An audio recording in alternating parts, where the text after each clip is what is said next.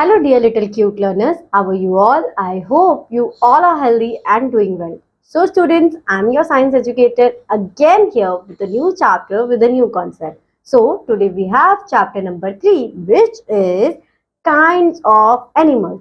So, before starting this chapter, you have to tell me how many kind of animals you have seen till now. So, I hope so we can understand dog. Okay.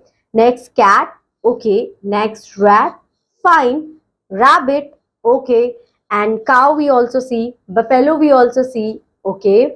More names. What we are, birds we are able to see, right? So these are the things which I am able to see till now. Now you have to tell me how many different kinds of animals you have seen till now and make a list of it, and then we have to move to this chapter. So it will be interesting for us by doing that activity. So first, group of animals. Animals are living beings like us. It means animals also like us, but the only difference between animals and us is that the animals are not able to speak like us. They cannot communicate now. They cannot speak their feelings directly. They have different sounds which can understand by their group of animals only, right? So this is the only difference between animals and human beings, rather than we all are same, like we all are living beings. Next, there are many different kinds of animals. So we already know that we have different kinds of animals.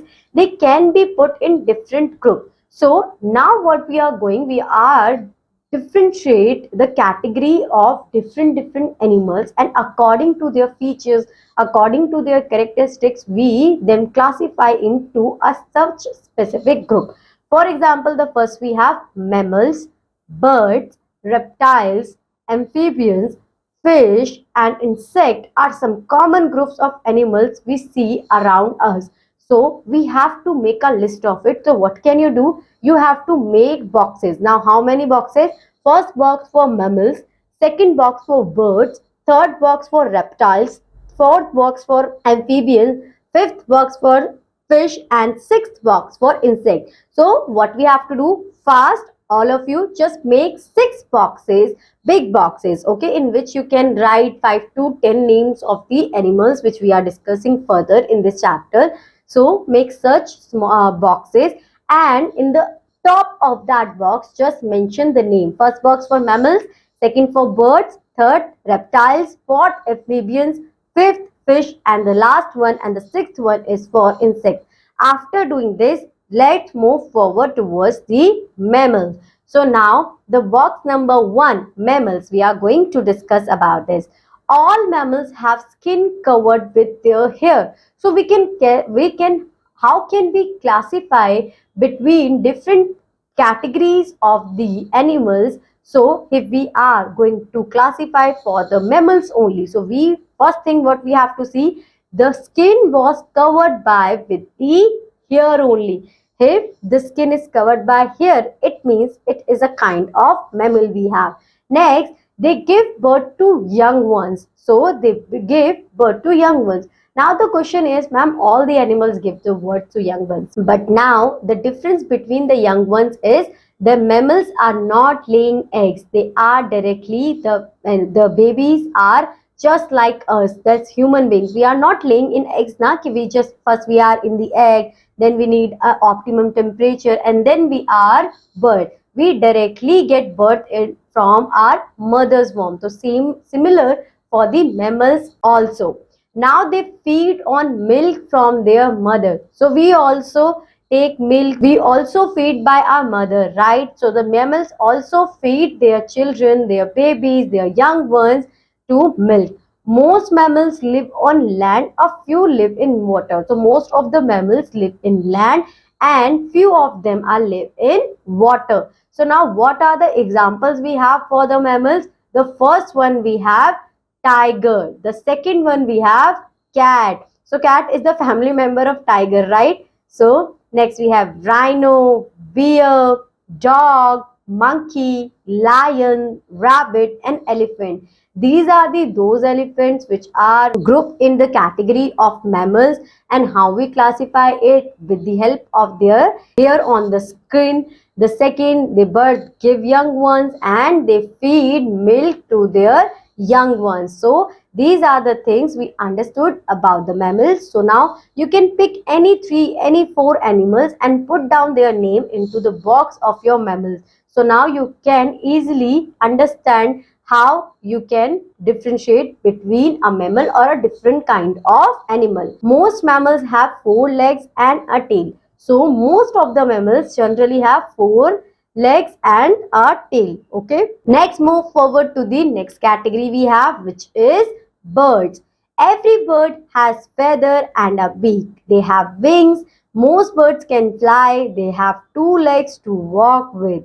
It means how we can understood, okay, this is a bird. So if the bird is flying, if the bird having their wings, it means this is a category. We can shift the animals into the bird. And what we found it, the things, they have feathers and beak.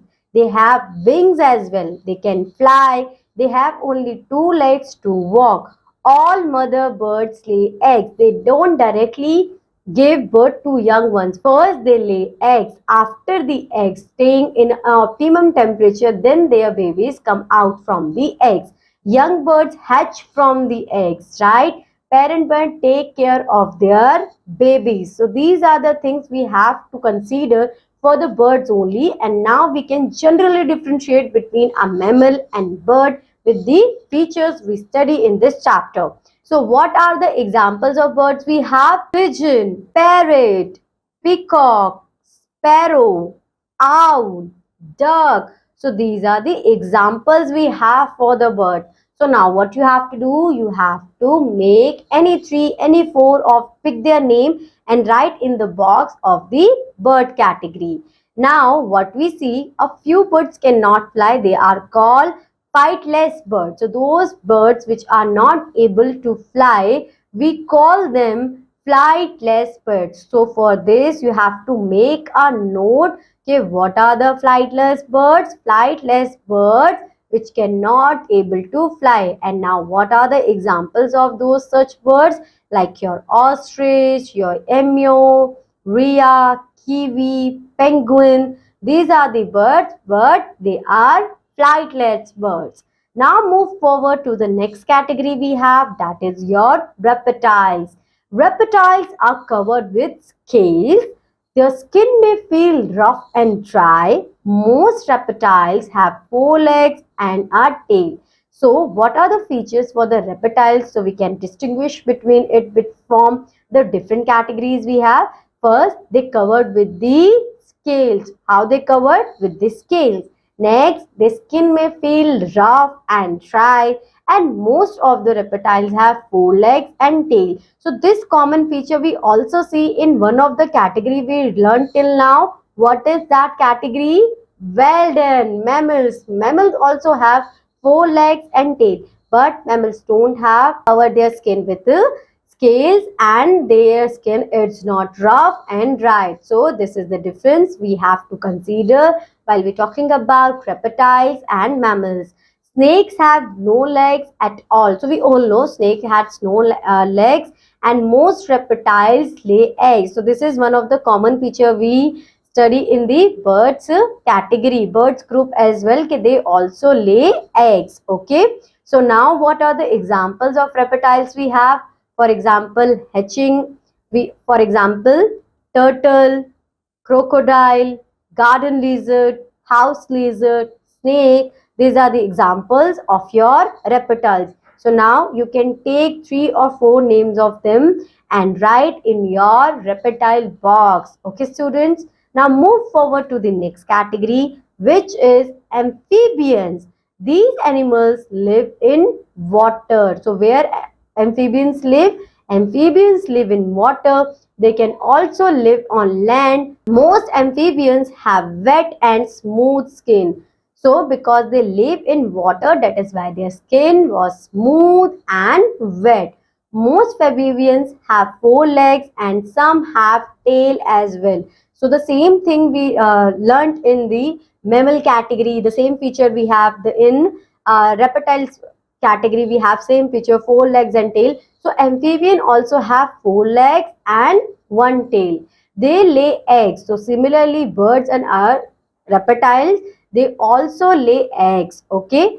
Frogs have webbed feet. So how, which kind of feet have a frog? Webbed feet, which is webbed means you can say the thing which is covered or occupied a big space while walking. So these are the webbed feet. Now, what are the examples of amphibians we have? We have frog, we have salamander, we have toad. So these are the examples you have. So you just have to pick some name among these examples you have and write their name in your amphibians box. Next, move forward to the category fish we have. Fish live in water. So we all know where fish live in water. We all read the story. मछली जल की रानी है, जीवन उसका पानी है. It means fish live in water only. That's why it called the queen of the water. All fish have gills to take in the air from water. So how can a fish breathe? With the help of the gills, fish can take air from the water. Fish use their fins and tails to move in water. So with the help of their fins and tail, fish can easily move one place to the another place in the water only. Most fish have wet, scaly skin covering their bodies. Fish lay many eggs. So fish also lay eggs. Now what are the examples we have for the fish category? The shark, the salmon fish, the catfish, the carp. So these are the category we have for the fishes. Now again the same work you have to proceed with it. Take some name among these examples and write in the box of the fish category. Now we are going move forward to the insect category. All insects have six legs. How many legs? Six legs. Till now we learnt about only four legs in mammals, in reptiles and amphibians. But in insects what we found? We found six legs. So if you able to see any housefly in your home, you can easily count how many legs they have. Now many insects have wings, they can fly. So insects are generally have wings and they can fly. All insects lay egg. So also insects lay egg. Only mammals can birth young ones. Rather than mammals, all the animals we have the different category where they indulge with it. They all lay eggs only. So what are the examples we have for the insect category? We have ant, grasshopper, mosquito, ladybird, housefly, cockroach, wasp, honeybee, cricket, butterfly and termite. So these are the examples we have for the insect. Now you just have to pick some name of them among your examples are given there and write their name in the insect boxes. Now some more animals we have, just like your spider which have 8 legs, scorpion 8 legs, carp 10 legs, bat a flying mammal, centipede 70 legs, taco a flying lizard, lobster 10 legs, blue whale a sea mammal, seahorse a fish, chameleon a lizard that can change the color of its skin, octopus a sea animal with 8 arms. So after these categories we learned till now, we have some more different kinds of animals as well that we are discussing right now. So for example, spider which have 8 eggs, octopus which have 8 legs, bat which is a flying mammal. So these are the different and some more animals rather than our grouping. So students, this is the end of your chapter. I hope so you like this chapter and understood this very well. So now you can generally differentiate between the different grouping you are making in your class, and now you have to identify what are the different groups are available in your surroundings. So students, now I'll meet you in your next class. Till that, bye bye, have a good day.